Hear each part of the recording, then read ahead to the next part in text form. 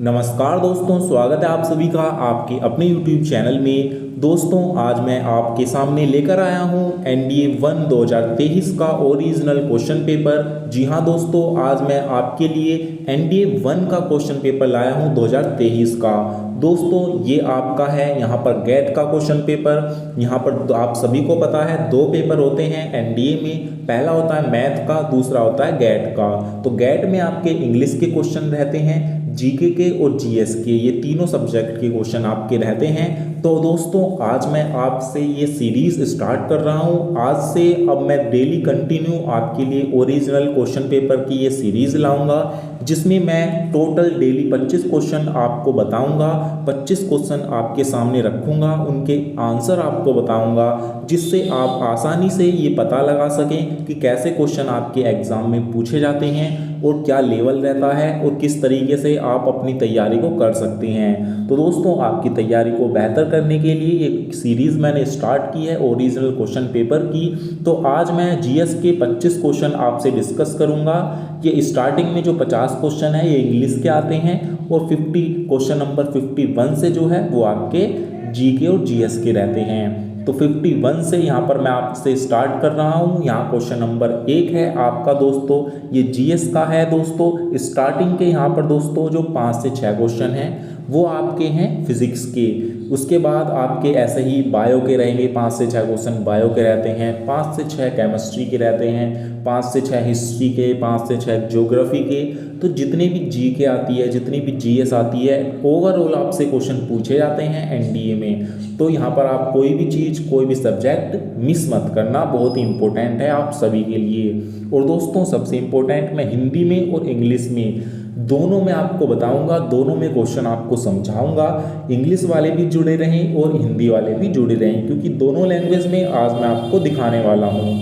तो चलिए साथियों, बिना टाइम वेस्ट किए आते हैं अब अपना सीधा क्वेश्चन की तरफ। तो दोस्तों, यहाँ पर आज का पहला क्वेश्चन है जीएस का। ये दोस्तों फिजिक्स का क्वेश्चन है। स्टार्टिंग के 5-6 क्वेश्चन आपके फिजिक्स के हैं, तो आप देख लीजिए पहले हिंदी में। तो दो सर्वसम कमानीदार तुलाएं S1 और S2 एक के बाद एक जुड़ी हुई हैं। तो ये S1 है, ये S2 है, ये आपस में जुड़े हुए हैं, ये कनेक्टेड हैं, आप देख सकते हैं। और दोस्तों, ऊर्ध्वाकार लटकाई गई है, नीचे की तरफ आपकी ये लटकाई गई हैं, जैसा कि चित्र में दर्शाया गया है। S2 से 10 किलोग्राम का एक द्रव्यमान लटका हुआ है। तो ये S2 है, इससे 10 केजी का ये गोल लट्टू सा है, ये लटका हुआ है। और यदि S1 और S2 का पाठ्यांश क्रमशः W1 और W2 हो, तो यहाँ पर दोस्तों यहाँ पर मान पूछा गया है W1 का। तो W1 और W2 का मान यहाँ पर क्या होगा। तो ये 4 विकल्प आपको दिए गए हैं। तो आप इस क्वेश्चन को देखिए, जितने भी हिंदी मीडियम वाले हैं, और इसको सोल्व करने की कोशिश कीजिए। दोस्तों, इतने में इंग्लिश वालों को दिखा देता हूँ जो भी इंग्लिश के हैं। दोस्तों, यहाँ पर इंग्लिश में आप देख लीजिए, two identical spring balance S1 and S2 are connected one after the other and are held vertical as shown in the figure. A mass of 10 kg hanging from S2. If the reading on S1 and S2 are W1 and W2 respectively, then तो यहाँ पर आपको S1 and S2 का मान बताना है, W1 and W2 का मान बताना है। तो दोस्तों, आप इसको सोल्व कीजिए। अगर आप कोशिश करेंगे तो ज़रूर आपको आएगा। और दोस्तों, अगर आपको नहीं आता है तो आपको फिज़िक्स सीखनी पड़ेगी। कोई बेस्ट टीचर देखिए जहाँ से आप इजीली आपको समझ में आता हो, वहाँ से आपको सीखनी पड़ेगी। दोस्तों, यहाँ पर मैं आपको बता दूँ इसका जो राइट आंसर क्या है। तो दोस्तों, जो 51 का राइट आंसर है वो हो जाएगा ऑप्शन नंबर डी, W1 का 10 kg एंड W2 का भी 10 kg। तो ये है दोस्तों यहाँ पर इसका राइट आंसर। दोस्तों, अब देखते हैं 52 क्वेश्चन नंबर 2। 20 मीटर ऊंचे भवन के शिखर से एक पत्थर 12 मीटर पर सेकंड की चाल से फेंका जाता है। यह भवन से r दूरी पर भूमि से टकराता है। G बराबर 10 मीटर पर सेकंड स्क्वायर लेते हुए और वायु प्रतिरोध की उपेक्षा करते हुए कौन सा मान हमको मिलेगा। तो R का मान यहाँ पर बताना है। यहाँ पर R का मान पूछा हुआ है। इंग्लिश में मैं आपको एक बार बता देता हूँ। A stone is thrown horizontally from the top of a 20 meter high building with a speed of 12 meter per second. It hits the ground at the distance r from the building, taking g बराबर 10 metre per second square and neglecting air resistance will give. तो दोस्तों 52 का यहाँ पर आप answer निकालिए अगर आपको आता है। और अगर आपको दोस्तों मैं आपको बता दूं इसका जो राइट आंसर है वो है ऑप्शन नंबर सी, आर बराबर 24 मीटर। तो यहाँ पर दोस्तों 52 का ही राइट आंसर हो जाएगा। दोस्तों अब नेक्स्ट चलते हैं 53 की तरफ। यहाँ पर दोस्तों हिंदी में पहले आपको बता देता हूँ, जल के घनत्व से कम घनत्व वाले किसी पदार्थ से V आयतन का एक गोला बनाया जाता है। पृथ्वी पर जब यह गोला जल में तैरता है तो इसका F1V आयतन जल में डूबा रहता है। दूसरी ओर जब यह पृथ्वी पर गुरुत्वीय त्वरण के साथ बाह्य अंतरिक्ष में गति करते हुए अंतरिक्ष यान में हो तो इसका जल में डूबा हुआ आयतन F2V है। तो इसका F2 का यहाँ पर दोस्तों बताना है ये क्या राइट आंसर होगा। इसको मैं आपको इंग्लिश में एक बार दिखा देता हूँ। A sphere of volume V is made of material with lower density than water, while on Earth it floats on water with its volume F1V.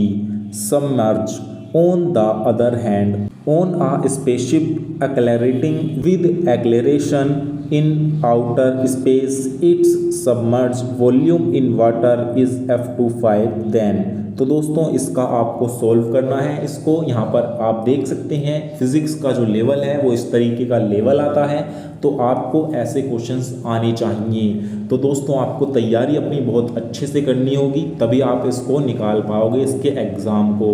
दोस्तों यहाँ पर मैं आपको बता दूँ 53 का जो इसका राइट आंसर होगा वो है आपका ऑप्शन नंबर ए, F2 बराबर F1। तो सॉल्व करने के बाद आपका यही आंसर आएगा। दोस्तों अब बात करते हैं 54 की। तो 54 को मैं पहले हिंदी में बता देता हूँ। तो यहाँ पर दो सर्वसम पात्र यानी कि दो कंटेनर X और Y नगण्य आयतन की पतली नलिका द्वारा तल पर जुड़े हैं। इस नलिका के अंदर एक वॉल्व है जैसा कि चित्र में दर्शाया गया है।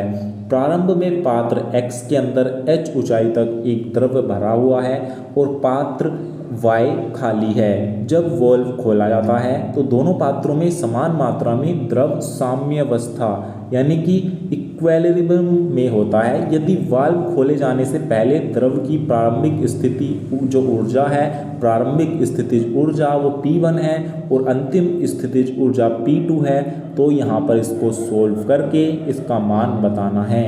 तो दोस्तों यहाँ पर मैं आप सभी को बता दूं, एक बार आप इसको सोल्व कीजिए। यहाँ पर इतने में इंग्लिश में आपको बता देता हूँ।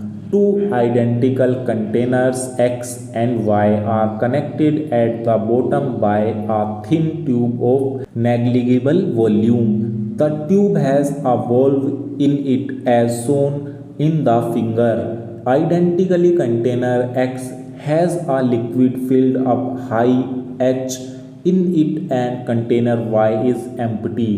When the valve is opened, both containers have equal amount of liquid in equilibrium. If the initial before the valve is opened, potential energy of the liquid is P1 and the final potential energy is P2 then। तो दोस्तों इसको आपको solve करना होगा। तो यहाँ पर मैं आपको बता दूँ दोस्तों, जब आप इसको सोल्व करोगे तो इसका जो राइट आंसर होगा वो आपका ऑप्शन नंबर सी होगा, P1 बराबर 2P2। तो दोस्तों इसको आपको सोल्व करना आना चाहिए। इन सभी को आपको सीखना है, चाहे आप कहीं से भी सीखें। आपको मैं यहाँ पर दिखा रहा हूँ किस लेवल के क्वेश्चन आपसे पूछे जाते हैं। तो दोस्तों यहाँ पर आपका क्वेश्चन नंबर 5 है। कोई कण r त्रिज्या वाले वृत्त में एक समान चाल v गति से गति कर रहा है, v स्पीड से जो है गति कर रहा है। जब यह आधे वृत्त को पार करता है तो समय के साथ इसका औसत त्वरण क्या होगा। इसको मैं आप सोल्व कीजिए हिंदी वाले, मैं इंग्लिश में इतने बता देता हूँ। 55 है। A particle is moving in a circle of radius r with a constant speed v. Its average acceleration over the time when it moves over half the circle is। तो दोस्तों जब आप इसको सोल्व करोगे तो इसका जो राइट आंसर होगा वो होगा आपका ऑप्शन नंबर सी, 55 का सी राइट हो जाएगा। तो दोस्तों जब आपको इसको सोल्व करोगे तो सी ऑप्शन राइट होगा। दोस्तों बात करते हैं आप 56 की। तो 56 को मैं आपको बता देता हूँ, किसी द्रव्यमान बिंदु यानी कि पॉइंट मास पर प्रत्येक 5.0 n के दो बल कार्यशील हैं। यदि उन बलों के बीच का कोण 60 डिग्री है तो उस द्रव्यमान बिंदु पर कार्यशील निवल बल का परिमाण किसके निकट होगा। तो दोस्तों इसको आपको सोल्व करना है, यहाँ पर मैं इंग्लिश में बता देता हूँ। Two forces of 5.0 n each are acting on a point mass. If the angle between the forces is 60 degree, then the net force acting of the point mass has magnitude close to। तो दोस्तों इसको आपको solve जब आप करोगे तो इसका जो राइट आंसर होगा वो होगा ऑप्शन नंबर ए, 8.6 n। तो दोस्तों अब देखते हैं 57 क्वेश्चन। दोस्तों 57 का है, यहाँ पर आपसे चेंज कर दिया गया है। यहाँ पर दोस्तों निम्नलिखित में से यहाँ पर फिजिक्स के समाप्त हो चुके हैं, यानी कि स्टार्टिंग के 6 क्वेश्चन आपके फिजिक्स के आए हैं। अब यहाँ पर चेंज आया है दोस्तों, यहाँ पर है निम्नलिखित में से कौन सा आग्नेय शैल नहीं है। इंग्लिश में बात करें तो यहाँ पर पूछा गया है which one of the following is not an igneous rock. तो यहाँ पर क्या आग्नेय स्रोत नहीं है। तो दोस्तों इसका जब राइट आंसर आपको पता चलेगा वो है दोस्तों option number B, slate. English में स्लेट और यहाँ पर हिंदी में बात करें तो हिंदी में भी स्लेट ही बोलते हैं। दोस्तों अब बात करें 58 का। तो 58 है निम्नलिखित कथनों में से कौन सा सही है, यानी कि कौन सा जो है कथन है वो राइट है। तो दोस्तों राइट हमको देखना है, तो पहला पढ़ेंगे अवकेंद्र भूतल यानी कि हाइपोसेंटर क्या है, भूतल पर वह बिंदु है जो फोकस के समीप होता है। ये राइट है या रॉन्ग है ये हमको पता होना चाहिए। दूसरा है अधिक घनत्व वाले पदार्थों में भूकंपीय तरंगों का वेग अधिक होता है, ये सही है या गलत है आप बताइए। तीसरा है पी तरंगे तीव्र गति से चलती हैं और भूतल पर सबसे पहले पहुंचती हैं, ये सही है या गलत है। तो ये आपको चूज करना है और यहाँ पर ए बी सी डी दिए गए हैं, यहाँ पर इनमें से आपको बताना है कौन कौन से सही हैं। दोस्तों अब यहाँ पर मैं आपको बता देता हूँ इंग्लिश में। तो दोस्तों which of the following statement is correct. तो hypocentre is the point on surface of the earth nearest to the focus. दूसरा है velocity of earthquake waves is higher is denser materials। Third है दोस्तों P waves move faster and are the first to arrive at the surface of earth। तो यहाँ पर दोस्तों जब आप इसका सही आंसर आपको पता होगा तो मैं आपको बता दूँ इसका जो राइट आंसर हो जाएगा वो हो जाएगा बी, 2 and 3। 2 and 3 जो है वो राइट है, 1 रॉन्ग है। दोस्तों 58 हो गए। अब बात करते हैं 59 की। दोस्तों 59 पहले हिंदी में बता देता हूँ। भूवैज्ञानिक काल मापक्रम के अनुसार चतुर्थ कल्प में 2 युग होते हैं, वे कौन से हैं। अत्यंत नूतन और अति नूतन, बी अभिनव और अत्यंत नूतन, सी अत्यंत नूतन और अल्प नूतन, डी अभिनव और आदि नूतन। तो दोस्तों आपको इसका आंसर बताना है। इंग्लिश में मैं आपको बता दूं in term of geological time scale the quarterly period consist of 2 epochs they are. तो यहाँ पर दोस्तों इनमें से आपको राइट बताना है यहाँ पर क्या है। दोस्तों इसका जो राइट आंसर हो जाएगा 59 का वो हो जाएगा आपका बी इज़ द राइट। तो यहाँ पर बी राइट हो जाएगा, इस चीज़ का आपको ध्यान रखना है। तो 59 का दोस्तों क्या हो जाएगा, बी राइट हो जाएगा, अभिनव और अत्यंत नूतन। दोस्तों बात करते हैं 60 की। तो निम्नलिखित में से कौन सा दिए गए ग्रहों का घनत्व उनके घनत्व के अवरोही क्रम में विन्यास है, यानी कि उल्टे क्रम में कौन सा है। दोस्तों इस चीज़ का आपको पता होना चाहिए। तो दोस्तों यहाँ पर 60 का जो राइट आंसर हो जाएगा वो आपको पता होना चाहिए, वो है दोस्तों ऑप्शन नंबर सी। तो 60 का सी इज़ द राइट आंसर। सबसे पहले अर्थ वीनस, जुपिटर एंड सैटर्न। तो ये है दोस्तों इसका राइट सीक्वेंस।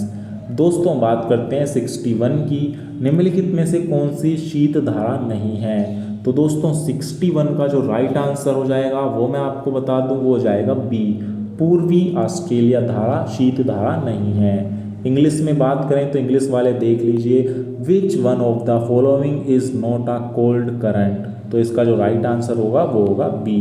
बात करें दोस्तों 62 की, तो 62 है, पोर्ट सोलिभवन की प्रक्रिया प्रमुख रूप से कहाँ पाई जाती है, यानी कि पोर्ट सोलाइजेशन की जो प्रोसेस है वो कहाँ पर पाया जाता है। दोस्तों इसका जो राइट आंसर होगा वो होगा टैगा 1, टैगा 1 में ही पाया जाता है। तो 62 का क्या हो जाएगा, taiga forest, option number C. दोस्तों बात करें 63 की, तो कीन स्वॉर्ड 23 यानी कि संयुक्त सैन्य अभ्यास, कीन स्वॉर्ड 23 संयुक्त सैन्य अभ्यास किन देशों के बीच कराया जाता है। तो दोस्तों ये जो अभ्यास है ये होता है यूएसए और जापान के बीच, तो ये आपको पता होना चाहिए। तो आपको सभी यहाँ पर जॉइंट मिलिट्री एक्सरसाइज कीन स्वॉर्ड 23 ये होता है यूएसए और जापान के साथ। दोस्तों आपको जितने भी युद्ध अभ्यास हैं, जितने भी एक्सरसाइज हैं जो देशों के बीच होती हैं, उनके नाम वो किन देशों के बीच होती है, ये दोनों चीज़ें आपको पता होनी चाहिए, क्योंकि हर बार एक ना एक क्वेश्चन यहाँ से जरूर आता है। तो इसीलिए दोस्तों आपको ये पता होना चाहिए। दोस्तों बात करते हैं 64 की, अदम्य शौर्यगाथा वाला रेजोंग ला युद्ध प्रतिकूल परिस्थितियों में भारतीय सैन्य द्वारा किस वर्ष लड़ा गया। तो दोस्तों इसका जो राइट आंसर हो जाएगा वो हो जाएगा ऑप्शन नंबर सी, 1962, 1962। इंग्लिश में आप देख लीजिए, the battle of Rezang La an epic battle in hostile condition was fought by the Indian Army in 1962, इसका राइट आंसर हो जाएगा। दोस्तों बात करें 65 की, तो अभ्यास सी विजिल 22 के बारे में कथन पर विचार कीजिए, इसमें से कौन सा सही है। इसका उद्देश्य समुद्री सुरक्षा और तटीय रक्षा के क्षेत्र में भारत की तैयारी का आकलन करना है। दूसरा, यूएसए और जापान की नौसेनाएं भी इस अभ्यास में शामिल हैं, तो कौन सा इसमें सही है। तो दोस्तों मैं आपको बता दूं, इसमें जो है केवल ए राइट है। इसका उद्देश्य जो है, इसका एम समुद्री सुरक्षा और तटीय रक्षा के क्षेत्र में भारत की तैयारी का आकलन करना है। तो दोस्तों बात करें यहाँ पर इंग्लिश में, मैं आपको बता देता हूँ, consider the following statement about exercise Sea Vigil 22। इसका जो राइट आंसर हो जाएगा वो 1 हो जाएगा, यानी कि A is the right answer. दोस्तों बात करें 66 की, तो 66 आपको दिखा देता हूँ यहाँ पर। दोस्तों 66 कहाँ पर है, तो दोस्तों ये रहा, निम्नलिखित कथनों पर विचार कीजिए। पहला, इंग्लैंड एकमात्र देश है जिसने आईसीसी T20 वर्ल्ड कप 2 बार जीता है। नंबर 2, विराट कोहली एकमात्र खिलाड़ी हैं जो आईसीसी T20 विश्व कप में 2 बार श्रृंखला का सर्वश्रेष्ठ खिलाड़ी यानी कि प्लेयर ऑफ द सीरीज चुने गए हैं, 2 बार चुने गए हैं। तो इनमें से कौन सा सही आपको पता होना चाहिए। दोस्तों मैं आपको बता दूं 66 का जो है वो बी, यानी कि B is the right answer, यानी कि केवल ये सही है। विराट कोहली ही एकमात्र ऐसे खिलाड़ी हैं जिन्होंने आईसीसी T20 वर्ल्ड कप में 2 बार प्लेयर ऑफ द सीरीज़ का खिताब जीता है। तो दोस्तों ये 66 हो गया।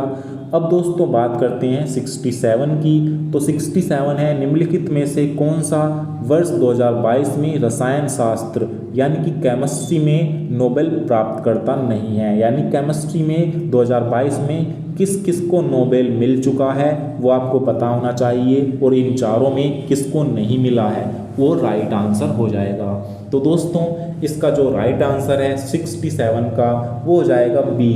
इन तीनों को मिला है, ए को भी, यानी कि इसको भी मिला है, इसको भी मिला है, इसको भी मिला है, इसको नहीं मिला। तो यहाँ पर यही पूछा है कि किसको नहीं मिला है। तो दोस्तों इसका जो राइट आंसर हो जाएगा वो हो जाएगा बी, बेंजामिन लिस्ट को नहीं मिला है नोबेल प्राइज। दोस्तों 68 की बात करें, कोशिका भित्ति संरचना के संबंध में निम्नलिखित कथनों पर विचार कीजिए और बताइए कौन सा सही है। तो दोस्तों यहाँ पर आप देख लीजिए, पहला है जीवाणु कोशिका भित्ति पेप्टिडोग्लाइकन की बनी होती है। दूसरा है कवक कोशिका भित्ति सेलुलोज की बनी होती है। तीसरा है प्राणियों में कोशिका भित्ति नहीं होती तथा उनमें शर्करा और प्रोटीन का बना कोशिका बाह्य आधात्री एक्स्ट्रा सेलुलर मैट्रिक्स होता है। तो दोस्तों इसका जो राइट आंसर हो जाएगा 68 का, इसका हो जाएगा सी सही है, यानी कि 1 और 3 ये दोनों सही हैं और बाकी गलत हैं। दोस्तों 68 का मैं यहाँ पर आपको इंग्लिश में भी बता देता हूँ। Consider of the following statement regarding cell wall composition. Bacterial cell wall is made of peptidoglycan. Number 2, fungal cell wall is made of cellulose. जो फंगल सेल वॉल है वो सेलुलोज की बनी होती है। Animals lack cell wall and have extracellular matrix made up of sugar and proteins. तो इनमें से जो राइट आंसर हो जाएगा वो हो जाएगा सी, 1 and 3 इज द राइट, बाकी सब गलत।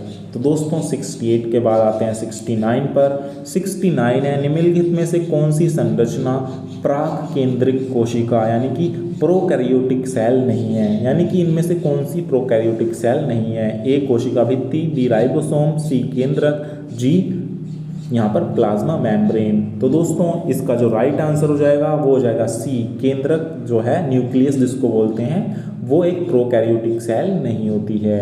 दोस्तों इंग्लिश में भी आप देख लीजिए, which one of following structure is not present in a prokaryotic cell. A cell wall, B ribosome, C nucleus, D plasma membrane. तो इसका राइट आंसर न्यूक्लियस हो जाएगा, सी इज द राइट। बात करते हैं दोस्तों क्वेश्चन नंबर 70 की। तो 70 में पादप कोशिका में निम्नलिखित में से किन में उनका अपना डीएनए होता है। तो ऐसी कौन सी पादप कोशिका हैं जिनमें उनका खुद का डीएनए होता है। दोस्तों इसका जो राइट आंसर हो जाएगा वो हो जाएगा आपका सी, यानी कि माइटोकॉन्ड्रिया और हरित लवक, इन दो में ही अपना क्या होता है, डीएनए होता है। इंग्लिश में आप देख लीजिए, इंग्लिश में बोलेंगे यहाँ पर दोस्तों माइटोकॉन्ड्रिया एंड क्लोरोप्लास्ट में ही इनका खुद का डीएनए होता है। In the plant cell which one of following contain their own DNA. तो C is the right answer. दोस्तों 70 के बाद आता है 71 है अलैंगिक जनन की अपेक्षा लैंगिक जनन का एक लाभ यह है कि यह जाति यानी कि स्पीसीज के दीर्घ विकास काल तथा उत्तरजीवी होने में सहायता करता है। इसका कारण यह है कि लैंगिक जनन से इनमें से आपको राइट टिक लगाना है। ए है प्रत्येक जनन चक्र में अपेक्षाकृत अधिक संतति पैदा होती है। क्या लैंगिक जनन से प्रत्येक जनन चक्र में अपेक्षाकृत अधिक संतति पैदा होती है। नंबर बी, हष्ट पुष्ट और स्वस्थ संतति पैदा होती है। नंबर सी, आनुवांशिक सदृश संतति पैदा होती है। डी, संततियों में अधिक विभिन्नता होती है। तो 71 में दोस्तों मैं आपको बता दूं इसका जो राइट आंसर हो जाएगा वो हो जाएगा डी, संततियों में अधिक विभिन्नता होती है। तो यहाँ पर आप इंग्लिश में एक बार देख लीजिए, One advantage of sexual reproduction over asexual reproduction is that it helps species to survive over long evolutionary time. This is because sexual reproduction products more। दोस्तों इसका जो राइट आंसर हो जाएगा वो मैंने आपको बता ही दिया। 71 का जो दोस्तों है वो आपका डी हो जाएगा, मोर वेरिएशन ऑफ ऑफस्प्रिंग। तो दोस्तों 71 का ये राइट हो जाएगा। दोस्तों बात करते हैं 72 की। तो 72 का है निम्नलिखित में से कौन सी संरचना या अवयव जीवित कोशिकाओं में हमेशा विद्यमान नहीं होता। दोस्तों 72 का जो राइट हो जाएगा वो हो जाएगा आपका ए, कोशिका भित्ति, सेल वॉल में नहीं होता हमेशा। इंग्लिश में आप देख लीजिए, which one of the following structures और components is not always present in living cells। तो दोस्तों 72 का मैंने आपको बता ही दिया, सेल वॉल में ये नहीं होता, ऑलवेज प्रेजेंट। दोस्तों 72 के बाद 73, कटे हुए सेब के ब्राउनिंग को किस प्रकार कम से कम किया जा सकता है। दोस्तों इसका जो राइट आंसर होगा वो हो जाएगा आपका सी, नींबू के रस का उपयोग करके। दोस्तों 73 का दोस्तों आपका सी हो जाएगा। तो यहाँ पर इंग्लिश में देख लेते हैं, browning of the chopped apple can be minimized by. तो दोस्तों यहाँ पर 73 का जो राइट आंसर हो जाएगा वो हो जाएगा सी, यूजिंग लेमन जूस। बात करते हैं दोस्तों 74 की। 74 देख लेते हैं, कौन से हाइड्रोकार्बनों को उनके क्वथनांकों के बढ़ते हुए क्रम में व्यवस्थित किया गया है। तो दोस्तों बढ़ते हुए क्रम में इनको व्यवस्थित करना है, जितने भी हाइड्रोकार्बन हैं। तो 74 का जो राइट हो जाएगा वो हो जाएगा option number B, propane, butane, pentane और ओक्टेन। दोस्तों इंग्लिश में आप देख लीजिए अगर आपको समझ में नहीं आया है। Which of the hydrocarbons are arranged as per the increasing order of their boiling points. तो दोस्तों 74 का B is the right, propane, butane, pentane, octane, ये इसकी सीरीज रहेगी। दोस्तों अब लास्ट देख लेते हैं 74 के बाद 75। तो साथियों यहाँ पर 75 मैं आपको दिखा देता हूँ। आज का 25वां क्वेश्चन है, ये लास्ट है। हर वीडियो में आपको सीरीज में 25 क्वेश्चन मैं आपको सोल्व करके दिखाऊंगा। तो ये लास्ट है दोस्तों। निम्नलिखित में से किस उपकरण का प्रयोग बेंजीन और जल के मिश्रण को पृथक करने के लिए किया जाता है? दोस्तों 75 का राइट हो जाएगा सी, पृथककारी कीप। इंग्लिश में आप देख लीजिए पृथककारी कीप किसको बोलते हैं। विच one of the following apparatus of use for separating benzene and water mixture. तो दोस्तों 75 का राइट आंसर हो जाएगा आपका सी, सेपरेटिंग फनल। तो यहाँ पर सेपरेटिंग फनल के द्वारा इसको सेपरेट किया जाता है। दोस्तों 75 टोटल आज 25 क्वेश्चन हो गए। अगली वीडियो में यानी कि कल मैं आपको इसके अगले 25 क्वेश्चन आपको विद आंसर दिखाऊंगा। दोस्तों ये सीरीज़ अब डेली चलेगी। यहाँ पर आज आपने देख ही लिया होगा किस लेवल के आपसे क्वेश्चन पूछे जाते हैं। काफ़ी अच्छा लेवल यहाँ पर आपसे पूछा जाता है एनडीए के एग्ज़ाम में, इसीलिए आपको बहुत बढ़िया तरीके से अपनी तैयारी को लेकर चलना होगा। दोस्तों कोई भी डाउट या सवाल है या हम आपकी क्या हेल्प और कर सकते हैं, आप हमें यहाँ पर एडवाइस दे सकते हैं। यहाँ पर आप हमें कमेंट में पूछ सकते हैं। दोस्तों फिर मिलेंगे एक नई वीडियो के साथ, तब तक के लिए जय हिंद, जय भारत।